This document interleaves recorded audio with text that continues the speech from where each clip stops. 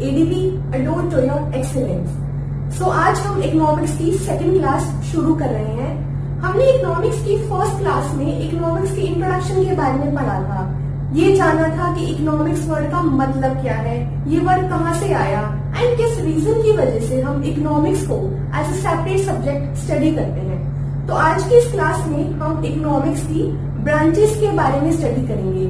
ये पढ़ेंगे कि उन ब्रांचेस हैं जो वो कौन कौन सी हैं, उनका मीनिंग क्या है एंड उन ब्रांचेस के अंदर हम इकोनॉमिक्स के कौन कौन से कंसेप्ट्स को स्टडी करते हैं।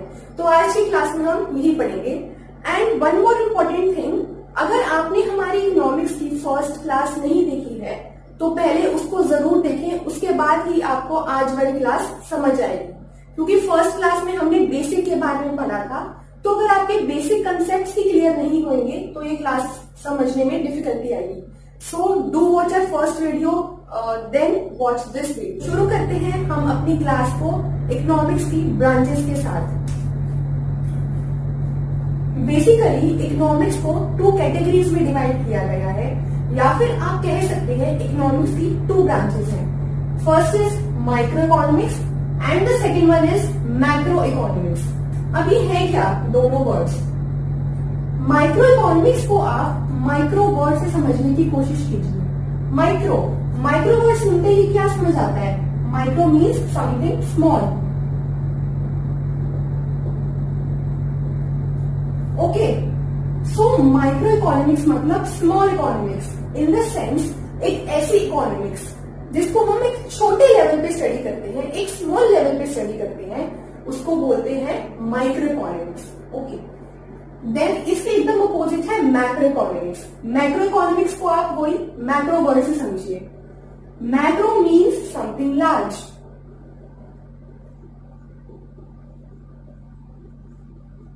Means large economics, in the sense macro economics एक ऐसी इकोनॉमिक्स है जिसमें हम इकोनॉमिक्स को एक लार्ज लेवल पे स्टडी करते हैं। एक लार्ज एरिया कवर करके जब हम इकोनॉमिक्स को स्टडी करेंगे, that will be termed as macro economics. Okay, अब हमने बोला कि हम स्मॉल लेवल पे इस इकोनॉमिक्स को स्टडी कर रहे हैं। So what is a small level? Smallest economic unit. एक इकोनॉमी में स्मॉलेस्ट इकोनॉमिक यूनिट क्या होती है? वो होता है एक इंडिविजुअल, एक पर्सन।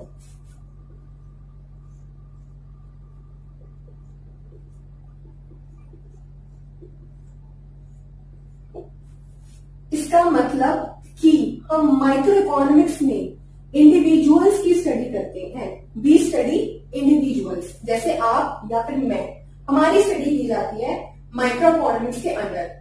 इसी के साथ अगर हम मैक्रो इकोनॉमिक्स की बात करें तो यहाँ पे इंडिविजुअल्स नहीं आएंगे, यहाँ पे किसकी बात होती है? एग्रीगेशंस की बात होती है।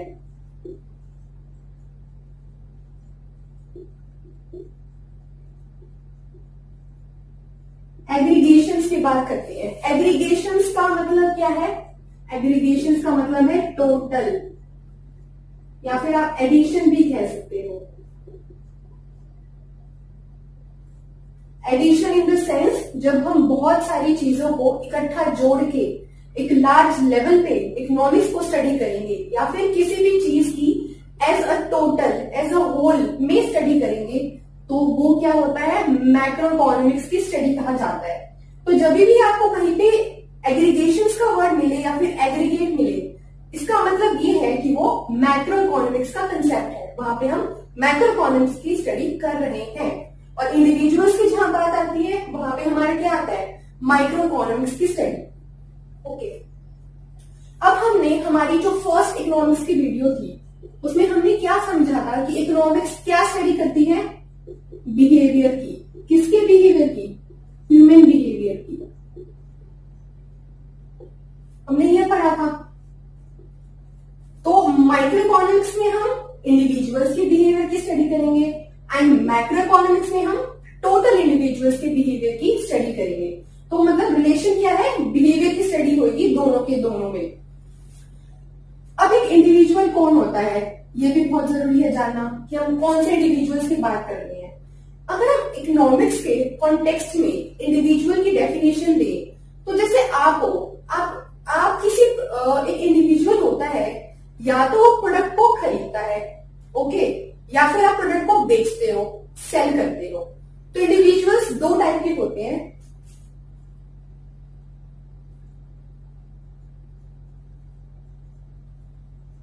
फर्स्ट वन इज कंज्यूमर्स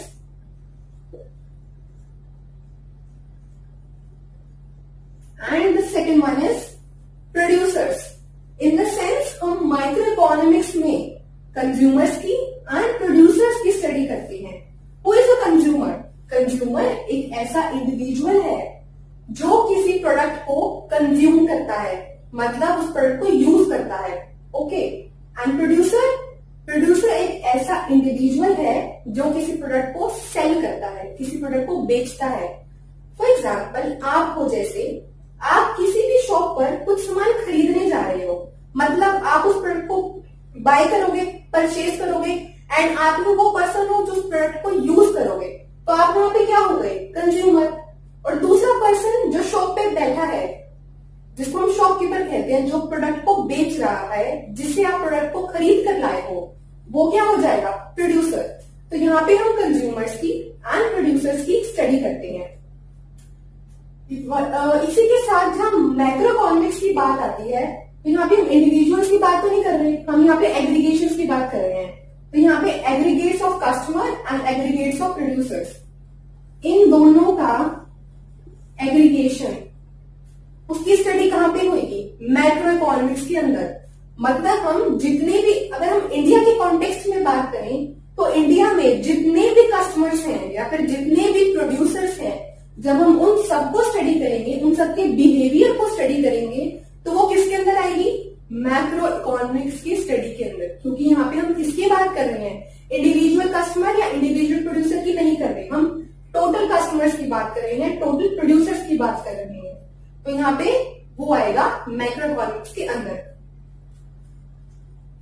अब यहाँ पे जो प्रोड्यूसर्स की बात होती है, ये एक फर्म के लेवल पे बात होती है, मतलब एक बिजनेस के लेवल पे, कि एक पर्सन है वो अपना बिजनेस चला रहा है, तो हम उसके बिजनेस को स्टडी कर रहे हैं, मतलब उसकी फर्म को स्टडी कर रहे हैं। और यहाँ पे इंडस्ट्री की बात आती है। मींस एक प्रोड्यूसर को यहाँ पे इंडस्ट्री के लेवल पे स्टडी किया जाता है। अब फर्म क्या होती है और इंडस्ट्री क्या होती है, ये भी दो अलग अलग कंसेप्ट हैं। So let us understand. Firm एक स्मॉल यूनिट है, आप ऐसे समझो, फर्म क्या है? एक इंडस्ट्री की छोटी यूनिट है, part of the industry. Firm is a part of the industry. जो बहुत सारी फर्म्स जो एक जैसा बिजनेस कर रही है, उन सबको कोलैबोरेट करते हैं, तो वो क्या बन जाती है? इंडस्ट्री बन जाती है। जैसे कि हम टेलीकम्युनिकेशन इंडस्ट्री की बात कर रहे हैं,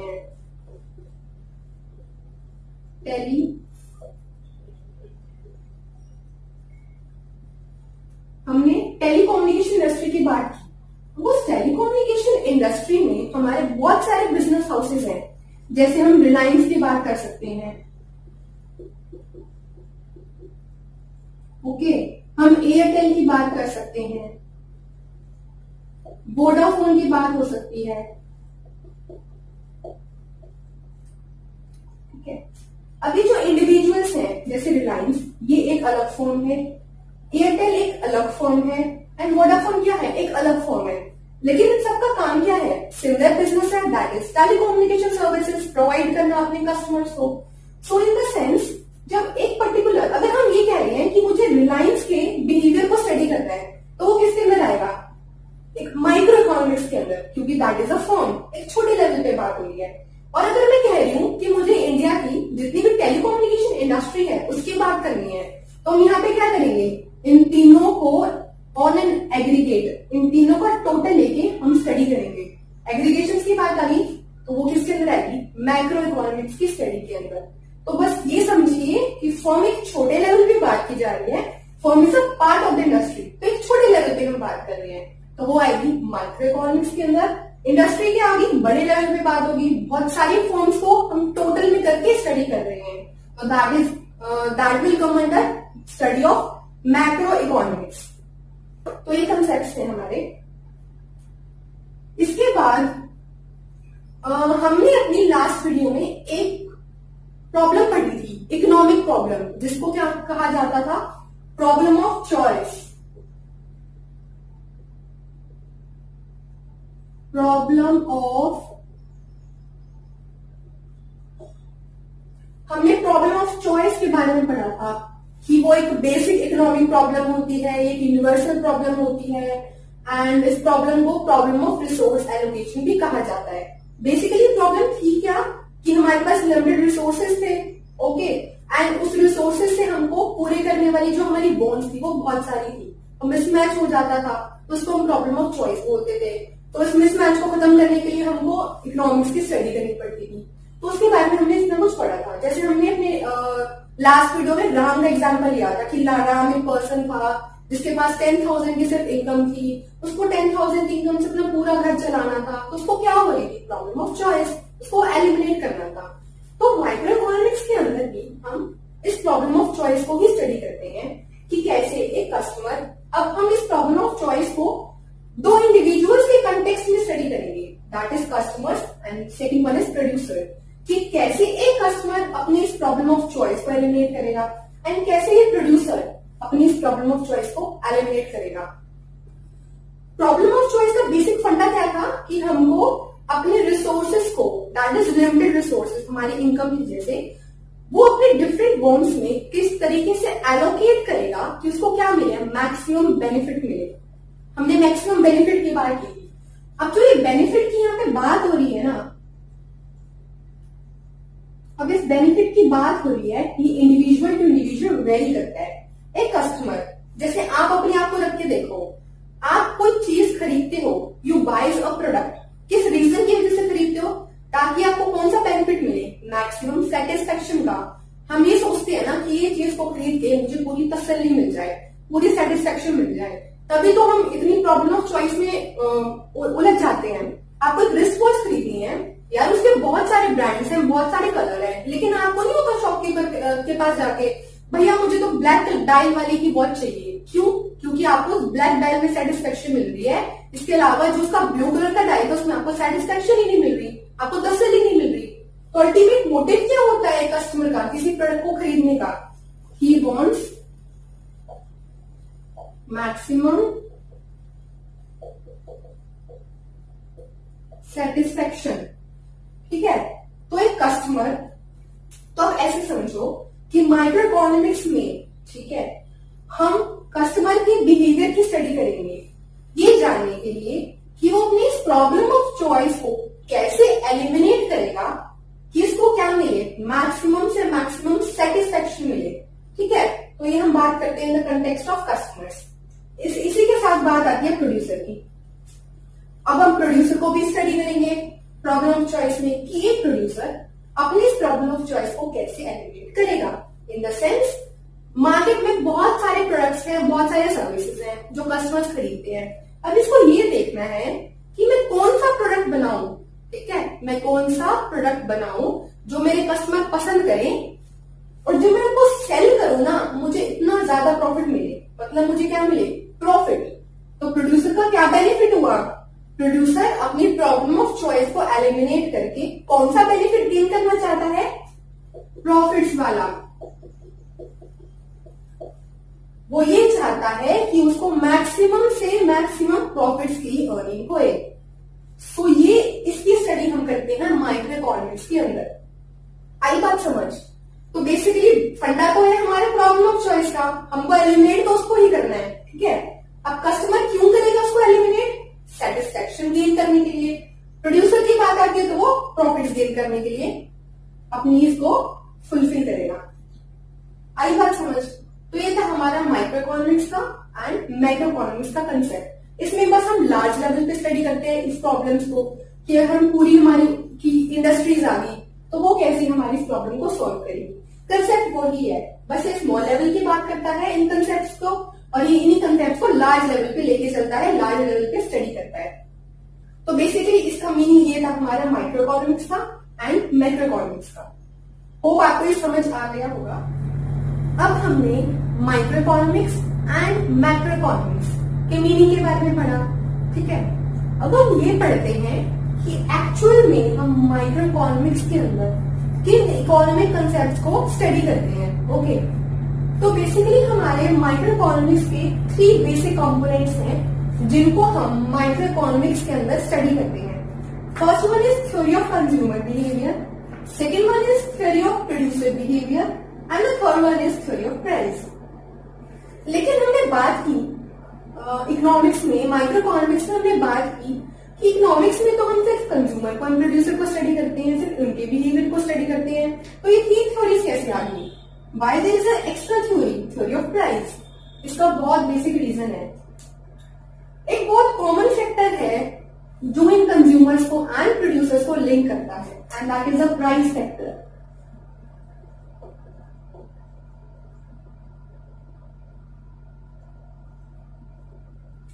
एक कस्टमर होता है, जैसे आप हो, आप क्या करते हो? प्रोडक्ट को खरीदते हो। प्रोड्यूसर क्या है? प्रोडक्ट को सेल करता है, प्रोडक्ट को बेचता है। अब जो ये प्रोडक्ट की हमें बात हो रही है, जो ये खरीदेगा किस रेट में खरीदेगा और जो ये बेचेगा किस रेट पे बेचेगा, कौन सा फैक्टर है? Price. The price is a factor, something that links the customers and the producers. Let's take an example. Suppose you are going for a shopping. Suppose a shop पे किसी प्रोडक्ट को खरीदने के लिए गए। As a customer, आप अपने आप को ऐसा कस्टमर रख के देखो, आप उस प्रोडक्ट को उस शॉपकीपर से परचेज करके ला रहे हो। तो जब आप प्रोडक्ट को परचेज करोगे, but you will get the product, और इसके बदले आपको क्या देना पड़ेगा? उस प्रोडक्ट का दाम चुकाना पड़ेगा, उस प्रोडक्ट का प्राइस प्रोड्यूसर को पे करना पड़ेगा। आ गया प्राइस फैक्टर। अब हम प्रोड्यूसर की बात करें, जिस शॉपकीपर से आप सामान लेके आ रहे थे वो था प्रोड्यूसर। ओके, अब उसने क्या करा? प्रोडक्ट तो आपको दे दिया, उसके बदले उसको मिला क्या? प्रोडक्ट का प्राइस, प्रोडक्ट का दाम उसको मिला। आ गया प्राइस फैक्टर। तो प्राइस एक ऐसा फैक्टर है जो कंज्यूमर को एंड प्रोड्यूसर को लिंक करता है, बहुत इंपॉर्टेंट फैक्टर है।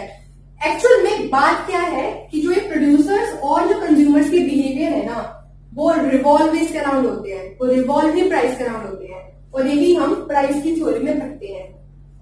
तो बेसिकली हम ये जानते हैं कि थ्योरी ऑफ कंज्यूमर बिहेवियर में हम पढ़ते क्या है। थ्योरी ऑफ कंज्यूमर बिहेवियर हमको कंज्यूमर के बिहेवियर की स्टडी करवाती है। मतलब कि कैसे कस्टमर अपने लिमिटेड रिसोर्सेज को डिफरेंट प्रोडक्ट खरीदने में यूज करेगा कि उसको क्या मिले? मैक्सिमम सेटिस्फेक्शन मिले। हमने पहले भी इसी की बात की थी, इसका मोटिव ही क्या होता है? सेटिस्फेक्शन गेन करना। ठीक है, तो कैसे कस्टमर अपनी मैक्सिमम सेटिस्फेक्शन गेन करेगा, उसकी स्टडी कौन करवाता है? Theory of consumer behaviour. वैसे ही हमने क्या बोला था, प्रोड्यूसर का बेनिफिट क्या होता है? प्रॉफिट कमाना।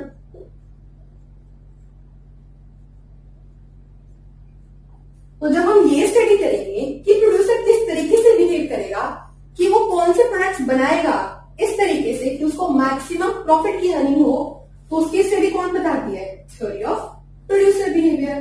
फिर बात करते हैं थ्योरी ऑफ प्राइस की, कि एक प्रोड्यूसर क्या प्राइस सेट करेगा प्रोडक्ट की कि उसको मैक्सिमम प्रॉफिट हो, और एक कस्टमर किस प्राइस में प्रोडक्ट को खरीदेगा कि उसको मैक्सिमम सेटिस्फेक्शन हो।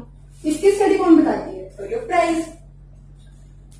एक बात जानने की क्या जरूरत है कि जो हमारी माइक्रो इकोनॉमिक्स है ना, उसमें हम कस्टमर प्रोड्यूसर की स्टडी तो करते हैं, लेकिन ये दोनों रिवॉल्व किस पे राउंड हो रहे हैं? अल्टीमेटली रिवॉल्व द प्राइस के राउंड हो रहे हैं।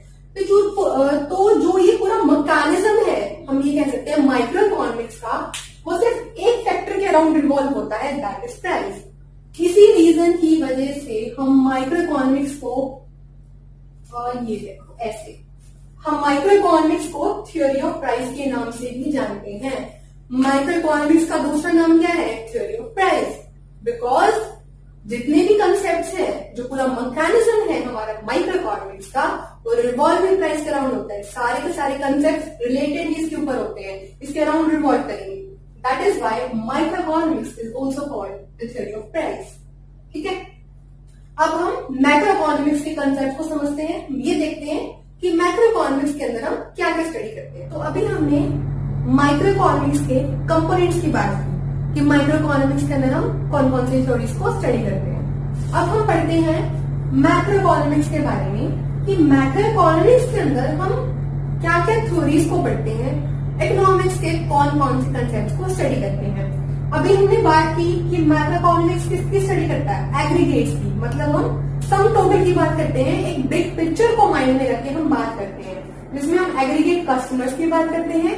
अगर हम इंडिया के कंटेक्स्ट में बात करें तो इंडिया के जितने भी कस्टमर्स हैं, जब हम उनको स्टडी कर रहे हैं तो एग्रीगेट कस्टमर्स और एग्रीगेट प्रोड्यूसर्स की बात हो रही है। बेसिकली इंडस्ट्री के लेवल पे हम लार्ज लेवल पे बात कर रहे हैं, तो हम एग्रीगेट्स की बात करते हैं।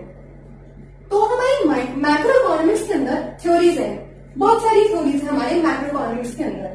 बेसिकली रीजन क्या है कि हम इतने सारे कंसेप्ट को मैक्रो इकोनॉमिक्स के अंदर स्टडी करते हैं। बात देखो ऐसी है, अब हमने बोला कि मैक्रो इकोनॉमिक्स के अंदर हम एग्रीगेट्स की बात कर रहे हैं, इन द सेंस एक बिग पिक्चर को माइंड में रखे हम सारे कंसेप्ट को स्टडी कर रहे हैं।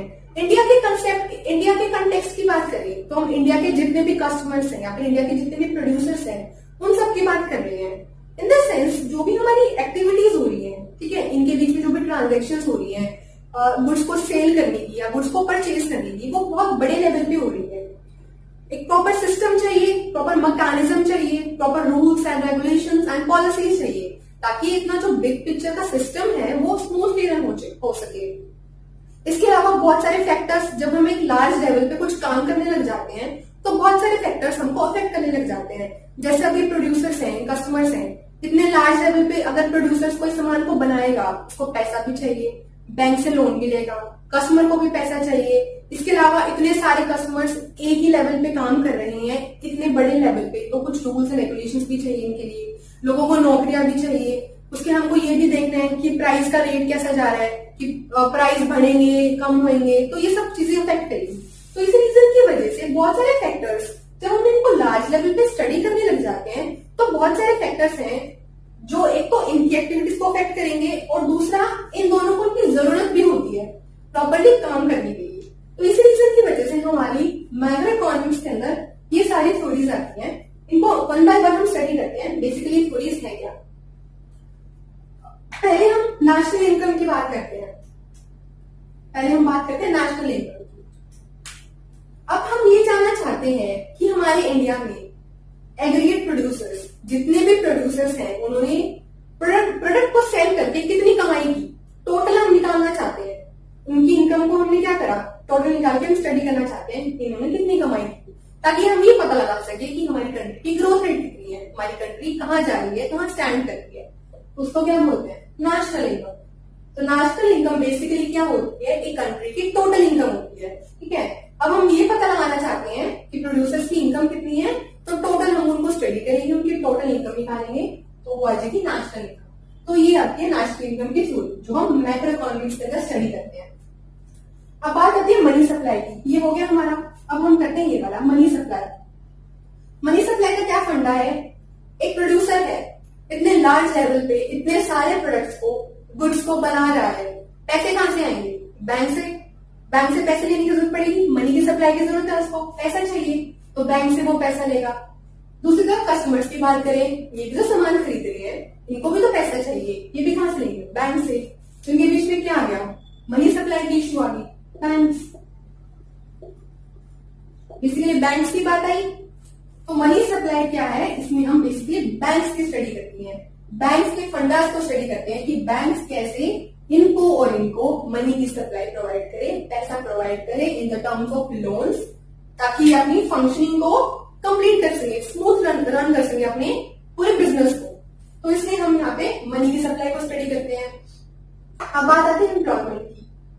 एम्प्लॉयमेंट में क्या है, अब हम इंडस्ट्री लेवल पे स्टडी कर रहे हैं प्रोड्यूसर्स की, लाखों कस्टमर्स, लाखों करोड़ों प्रोडक्ट्स एंड सर्विसेज बनाए जाते हैं। अब एक बंदा तो इतने सारा सामान बना नहीं सकता, इतनी वैरायटी से सामान बना नहीं सकता, क्या चाहिए, लोग चाहिए, बहुत सारे लोग चाहिए, बहुत सारे लोगों को नौकरियां देनी पड़ी, यहाँ पे नौकरियों की बात आ रही है।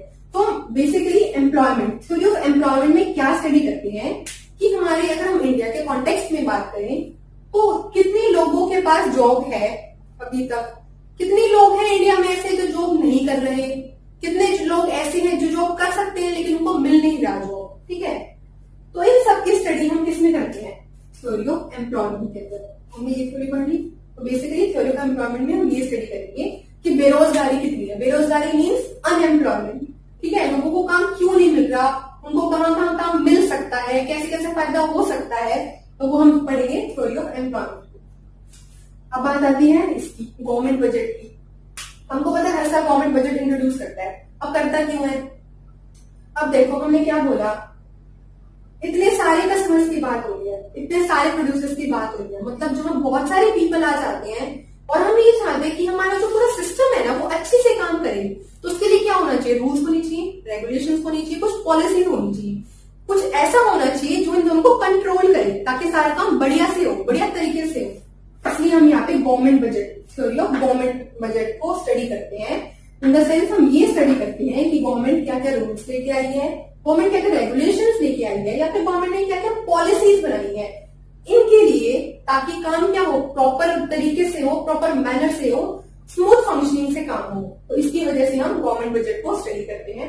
मैक्रो इकोनॉमिक्स के अंदर प्राइस लेवल, प्राइस तो देखो है ही कंसेप्ट अलग, इन दोनों को कनेक्ट तो करेगा ही करेगा, ठीक है, कहीं ना कहीं, क्योंकि अल्टीमेटली काम ही सारा प्राइस से जुड़ा हुआ है। तो प्राइस की थोड़ी तो हम यहाँ पे स्टडी करेंगे।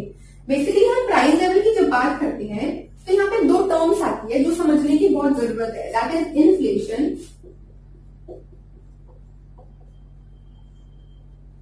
And second one is deflation.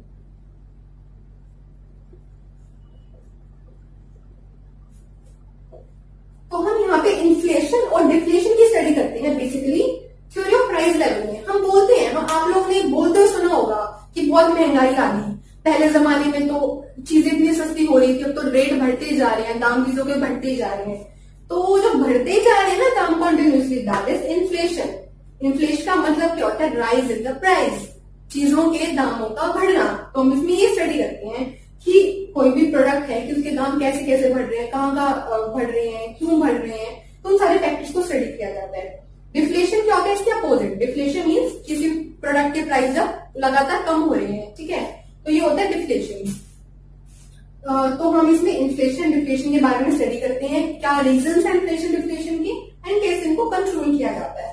तो this is the concept of price level. उसके बाद हम इंटरनेशनल रेट की बात करते हैं। इंटरनेशनल रेट में अब हम लार्ज लेवल पे प्रोडक्ट्स बना रहे हैं। आपको ये तो पता ही है कि एक कंट्री हर प्रोडक्ट नहीं बना सकती, हम दूसरी कंट्री पे डिपेंडेंट होते हैं कहीं ना कहीं कुछ ना कुछ प्रोडक्ट्स के लिए। कुछ प्रोडक्ट हम उनको देते हैं, कुछ प्रोडक्ट हम उनको उनसे लेते हैं। तो इंटरनेशनल रेट में हम ये पढ़ते हैं कि जो प्रोडक्ट का लेन देन हो रहा है वो किस रेट पे हो रहा है, कैसे पेमेंट करी जा रही है, कितना सामान मंगवाया जा रहा है, कितनी क्वांटिटी का, उसका रेट क्या है। तो इन सबकी स्टडी कहीं ना कहीं अफेक्ट करती है कंज्यूमर्स को भी और प्रोड्यूसर्स को भी। तो इसलिए हम यहाँ पे इंटरनेशनल रेट की थ्योरी भी पढ़ते हैं मैक्रो इकोनॉमिक्स के अंदर। तो ये सारे कंसेप्ट थे हमारे जो हम मैक्रो इकोनॉमिक्स के अंदर पढ़ते हैं।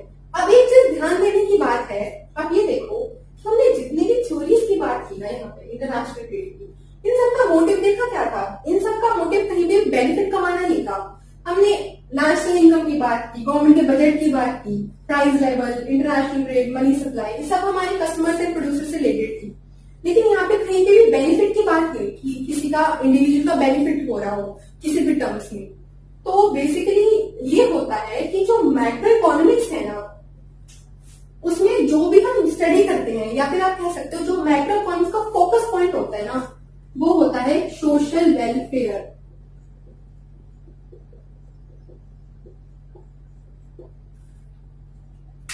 यहाँ पे सोशल इश्यूज को पढ़ा जाता है, सोसाइटी के इश्यूज को पढ़ा जाता है, जैसे महंगाई होना, लोगों को जॉब ना मिलना, ये सब जो प्रॉब्लम सारी उन सबको स्टडी किया जाता है। तो बेसिकली मोटिव क्या होता है मैक्रो इकोनॉमिक्स का? सोसाइटी का भला करना, सोसाइटी का बेनिफिट करना, सोशल वेलफेयर को प्रमोट करना। ये तो होता है मैक्रो इकोनॉमिक्स का फंडा, मैक्रो इकोनॉमिक्स का फोकस पॉइंट। दूसरी तरफ अगर हम माइक्रो इकोनॉमिक्स की बात करें, हमने वहां पे क्या पढ़ा था?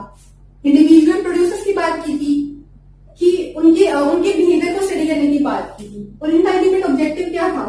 सेटिस्फेक्शन था इसका, और इसका क्या था? प्रॉफिट कमाना। तो अल्टीमेटली यहाँ पे हम बेनिफिट की बात करते हैं, ठीक है। तो माइक्रो इकोनॉमिक्स का जो फोकस पॉइंट होता है ना वो बेनिफिट होता है। वो बेनिफिट किसी भी टर्म में हो सकता है। कस्टमर के कॉन्टेक्स्ट में बात करें तो वो सेटिस्फेक्शन होगा बेनिफिट, प्रोड्यूसर के कॉन्टेक्स्ट में बात करें तो वो प्रॉफिट होगा बेनिफिट। तो ये था फोकस पॉइंट माइक्रो इकोनॉमिक्स का एंड मैक्रो इकोनॉमिक्स का। Micro economics focuses on social welfare and micro economics focuses on benefit and macro economics focuses on social welfare.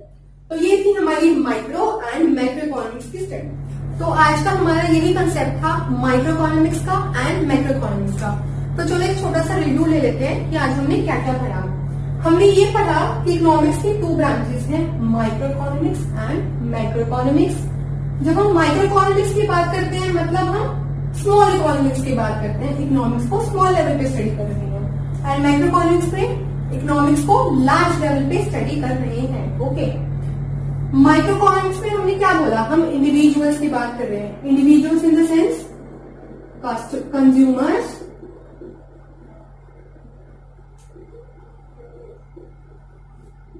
and the second one is producers। हम consumers की, individual consumers की and individual producers की बात कर रहे हैं। And macro economics में हम क्या करते हैं, पार्टीज तो ये दोनों है but aggregate customers and aggregate producers. Basically यहाँ पे प्रोड्यूसर्स हमारा फर्म के लेवल पे स्टडी किया जाता है और मैक्रो इकोनॉमिक्स में इंडस्ट्री लेवल पे हम प्रोड्यूसर्स की स्टडी करते हैं। ये डिफरेंस था। उसके बाद हमने क्या बोला, माइक्रो इकोनॉमिक्स का फोकस क्या होता है, बेनिफिट, इंडिविजुअल का बेनिफिट। अगर वो प्रोड्यूसर के कॉन्टेक्स्ट में हो तो वो प्रॉफिट होएगा, कस्टमर के कॉन्टेक्स्ट में हो तो सेटिस्फेक्शन होएगा। लेकिन मोटिव क्या होता है, इंडिविजुअल का बेनिफिट देखना, इंडिविजुअल का बेनिफिट बढ़ाना। मैक्रो इकोनॉमिक्स की बात होती है वहां पे हम बेनिफिट को नहीं देखते, वहां पे हम क्या देखते हैं, सोशल वेलफेयर को, सोसाइटी का भला करना होता है, सोसाइटी का बेनिफिट करना होता है, तो उसका फोकस पॉइंट क्या होता है, सोशल वेलफेयर। इसके अलावा हमने माइक्रो इकोनॉमिक्स की थ्योरीज पढ़ी थी, 3 थ्योरीज पढ़ी थी, theory of consumer behaviour, theory of producer behaviour, theory of price. मतलब हम इन थ्योरीज को इकोनॉमिक्स में पढ़ते हैं, माइक्रो इकोनॉमिक्स में। वैसे ही मैक्रो इकोनॉमिक्स की बात आती है तो हमने काफी सारी थ्योरीज की बात की थी, जैसे employment, theory of national income, price, money supply, government budget, international trade. इतनी सारी थ्योरीज क्यों, क्योंकि हम एक लार्ज लेवल पे बात कर रहे हैं, हम एग्रीगेट की बात कर रहे हैं, तो बहुत सारे फैक्टर्स उसको अफेक्ट करेंगे। बहुत सारे फैक्टर्स हैं जो हमारे कस्टमर्स एंड प्रोड्यूसर्स के अराउंड रिवॉल्व होंगे, इनकी एक्टिविटीज उनको अफेक्ट करेगी और इनकी उनको जरूरत पड़ेगी। लार्ज लेवल पे बात हुई है, सिस्टम की जरूरत पड़ेगी, तो इसलिए हमने बहुत सारी थ्योरीज यहाँ पे पढ़ी। तो बेसिकली ये हमारा पूरा आज का कंसेप्ट था micro economics and macro economics का। होप आपको हमारी आज की वीडियो पसंद आई होगी। फिर भी अगर आपको कुछ भी concept even a single word में भी डाउट है तो you are free to ask, comment section में मैसेज करके आप अपने डाउट को ले सकते हैं। एंड थैंक यू, मिलते हैं हमारी अगली वीडियो में इकोनॉमिक्स की। इसी के साथ bye bye, take care and stay home and stay safe, bye bye.